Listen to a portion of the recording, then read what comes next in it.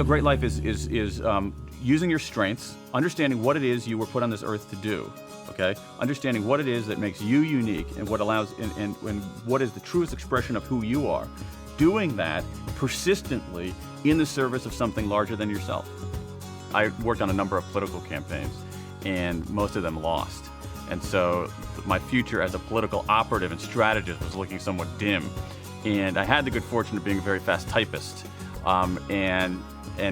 As a fast typist, I was called on to write a few things, and it turned out I was reasonably good at that, and then became basically a speechwriter, writing for a few politicians, a cabinet secretary, and then chief speechwriter for Vice President Gore during 95, 96, and 97. One of the reasons that I left politics, and one of the reasons I left writing for other people, is because there was that voice that wasn't being heard.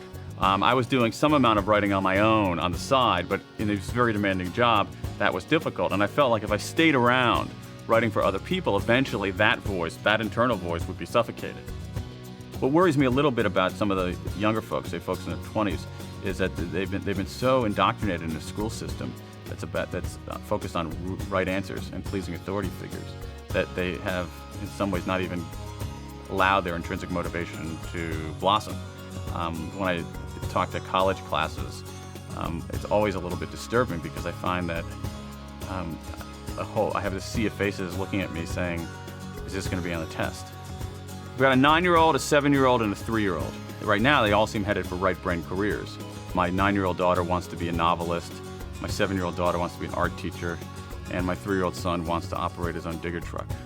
So, I want my kids, I want everybody to find out what it is that they do out of a sense of enjoyment and challenge. Not for the external rewards, okay? Forget about that. Do what you do because you like it, because it's fun, because it's interesting, because it's challenging, because it's meaningful. People who are intrinsically motivated, they do just fine. They really do just fine, okay? It's the folks I worry about are the folks who are always chasing these kind of external rewards, external validations. I think over time, they start to wonder what their life is all about, and they have huge regrets. Thank you. Thanks very much. Thanks so much. Thanks. Well, thank you. Thank you for that very warm welcome.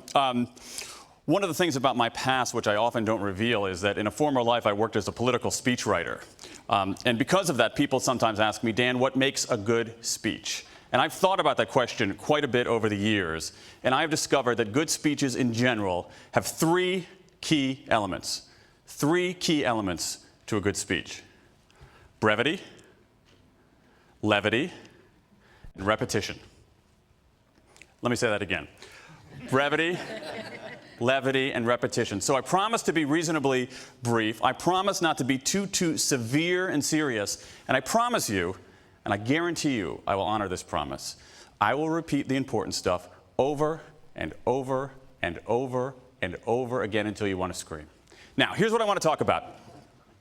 Sort of divided into 2 halves. The first half, I want to tell you about some broad forces in the economy that are putting a premium on a very different approach to business, a very different approach to life, a very different set of abilities that are necessary to succeed in the 21st century. Then, I want to talk about the 6 particular abilities that matter most and how smart individuals and smart organizations are putting them into practice. And I want to get into this by confessing.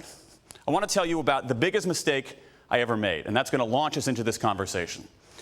The biggest mistake I ever made occurred about 20 years ago, when in a moment of youthful indiscretion, I went to law school. Now, I did not do especially well in law school, to put it mildly.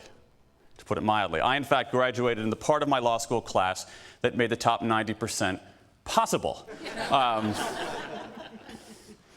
Now, if I can digress here for a moment, it turned out that happily enough for me that law school, more than anything else I've done in my life, dramatically, profoundly, I would argue permanently increased my earning power. Because in law school, I met my wife. Otherwise, it was a total loss.